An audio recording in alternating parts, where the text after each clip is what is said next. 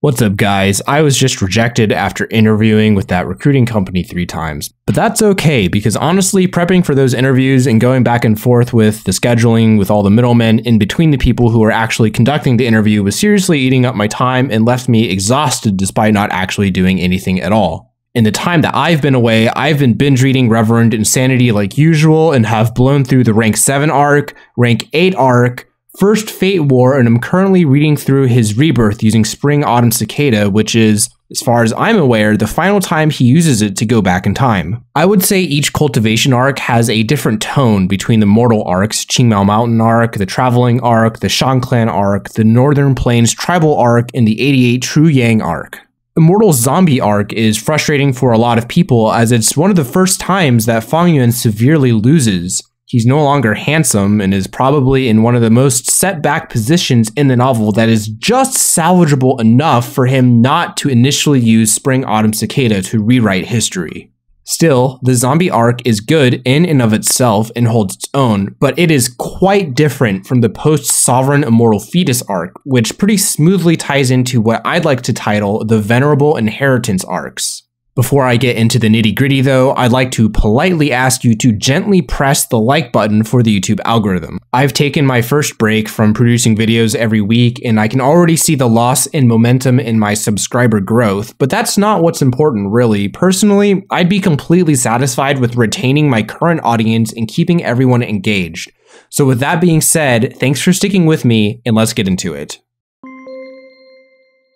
I think one of the charms of Reverend Insanity is the difference in tone of the various arcs. This is undoubtedly a result of the extreme length of web novels and could be attributed to either the author's growth as a writer or that it might be a necessity to keep the story fresh. As epic as Fang Yuan's ruthless nature and extreme killing intent in the first 3 arcs were, the scope of Xianxia requires the topics and tone to ascend past the common sense and interests of mortal. One person's death is significant to mortals like us, but the slaughter of a mortal clan is inconsequential and not newsworthy to the poorest immortal, who has much more pressing matters to occupy his time. Within the context of the story, immortals are shrewd people, and I imagine for most immortals who have recently passed a tribulation, they want to relax and enjoy their privileged status. It's rarely described in detail, as our main character is preoccupied with the fastest acquisition of power as possible, but when not preparing for tribulations, the average immortal's life must be quite comfortable. When Fang Yuan was still rank 5, he was able to sell some immortal materials in Treasure Yellow Heaven for a handful of immortal essence stones. Just a single immortal essence stone was described to be worth countless primeval stones. I'm sure the conversion rate would be in the hundreds of thousands. And the non-cultivating mortal family's cost of living was described very early on as just a handful of primeval stones a month at most, with most transactions being done in the fractional amount of a single primeval stone. Why do I bring this up?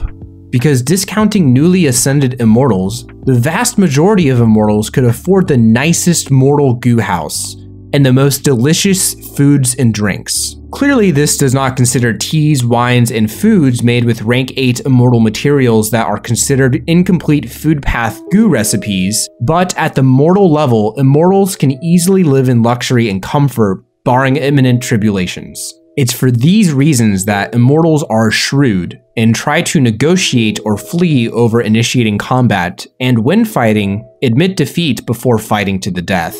These behaviors are demonstrated and explicitly told in the text, and when considering their capability of comfort, to me it makes complete sense. The cutthroat nature of the earlier arcs would not make sense at all at the immortal level. Although they can still be bullied by someone stronger, immortals are, for the most part, on top of the world, and there is a mutual understanding that they have too much to lose in a fight to the death.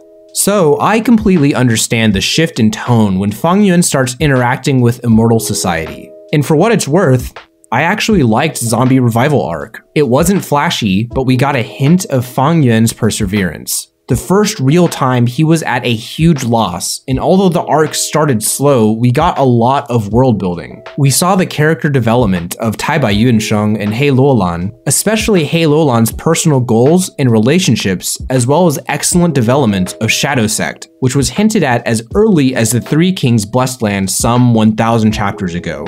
I'm still in awe that back then Shadow Sect was confirmed to have the Door of Life and Death, but at that time, secluded domains of heaven and earth were not nearly as developed and explained in the story. In the zombie arc, Fang Yuan was focused on revival back to human, and not only did we learn more about Shadow Sect itself, we discovered their research about the life and death aperture, and when used with an extreme physique zombie, could create a super grade blessed land and also enable the user to go back and forth between zombie and living to get the best of both worlds.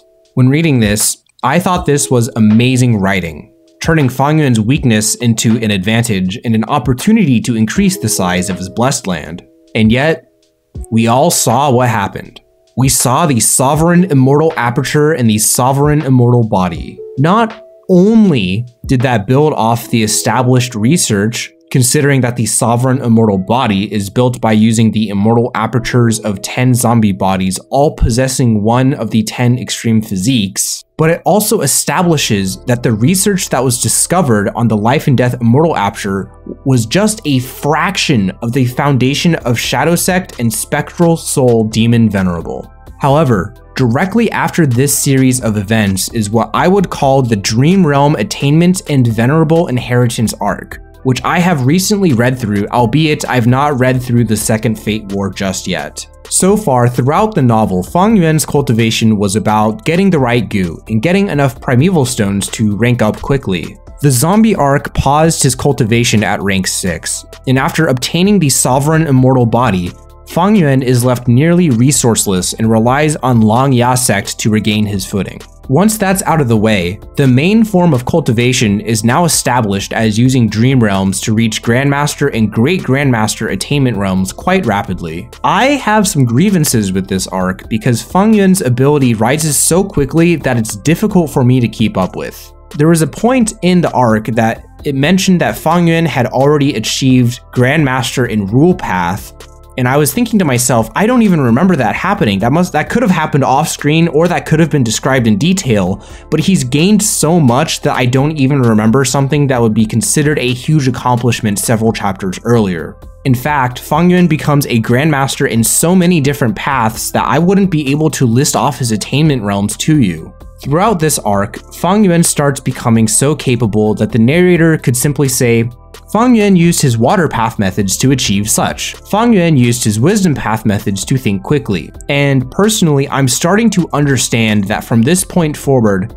Fang Yuan can do practically anything between his use of the Light of Wisdom, access to Immortal Goo, and his attainment realms. To sing a little bit of praise, one of the cooler attainment realms was his attainment of Theft Path Great Grandmaster. I think it's very cool for Fang Yuan to be able to steal the immortal goo of enemy goo immortals, and I love his ability to use it to develop quickly. This cultivation is much more satisfying to read about than him using Dream Realms to progress quickly. In addition to his attainment, he also starts becoming the central chess piece of Venerables, and I can sense a transition of Fang Yuan soon outclassing every living immortal, and eventually fighting with and against the immortal Venerables. I mean, I know this happens because I browse the subreddit and have spoiled myself, but I'd just like to point out that the writing supports this through foreshadowing. I have to admit, with the first Fate War and Fang Yuan witnessing the Venerable's ability to foresee and manipulate future events despite all of them being dead, and also the key emphasis placed on Fang Yuan by Red Lotus, Heaven's Will, and the like,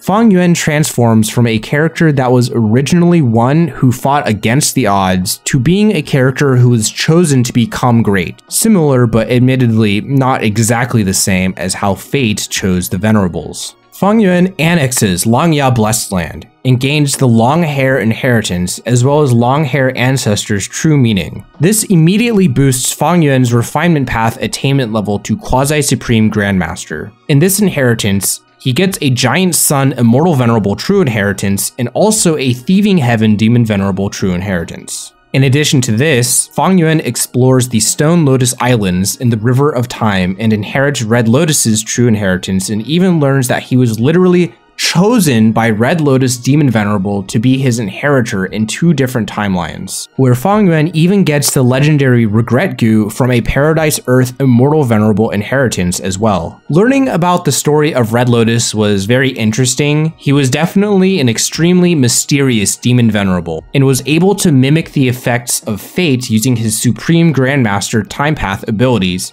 to lead Fang Yuan to become his inheritor and continue his mission of destroying fate. Naturally, he already became the leader of Shadow Sect and has Spectral Soul's true inheritance, and also contains the information from Genesis Lotus's true inheritance due to killing and soul-searching Chun-Yi. This is where I'm at in the story, and realistically, I'm expecting him to acquire even more venerable true inheritances, because at this level, with his amount of Immortal Goo and his ability to refine Immortal Goo, I feel that any other inheritance is largely worthless. So let me get to the point. I have grievances with this arc's cultivation. It's not particularly exciting, but with the pace of the story, I understand that Fang Yuan has to cultivate fast due to the time constraints of the story as well as his already extreme power. If he didn't have looming threats, his slow and guaranteed cultivation would be boring, but having Heavenly Court directly targeting him as well as Heavenly Court as being on the verge of repairing Fate Goo, it forces Fang Yuan to cultivate extremely fast, not only with his ranks, but also his capabilities including Goo, killer moves, and attainment levels required to innovate his combat. How else could he even dream of standing a chance against Heavenly Court, Duke Long, and Fate itself? Because of the meta problems of storytelling, this solution of increasing his attainment and capabilities at such an extreme pace was more or less inevitable. Let me be clear. As a fan of the novel, of course I want Fang Yuan to reach rank 9, possibly invent a rank 10, and one day achieve eternal life or die magnificently while trying. But I still want to point out my criticism with this arc, and also explain why I feel it isn't as interesting as the rest of the arcs. Throughout the novel, Fang Yuan has always been the carp swimming upstream, defying the odds and doing things his way to grow as quickly as possible.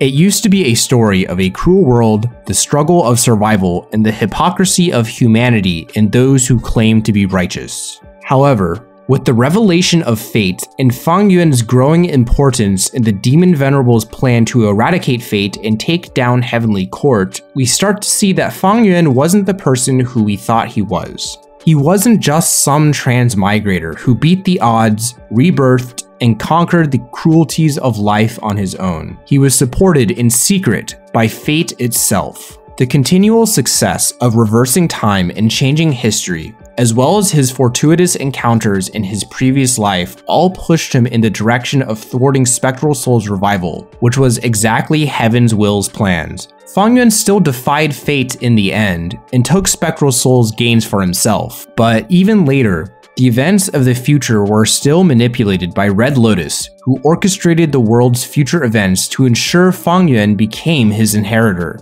When mulling over these details in my reading, I couldn't help but think that Fang Yuan's status had changed. He was a chosen one, chosen both by Heaven's Will, influenced by star constellation Immortal Venerable, as well as chosen by Spectral Soul, albeit unwillingly, and again chosen by Red Lotus. A harsher critic than I might even say that this invalidates earlier events.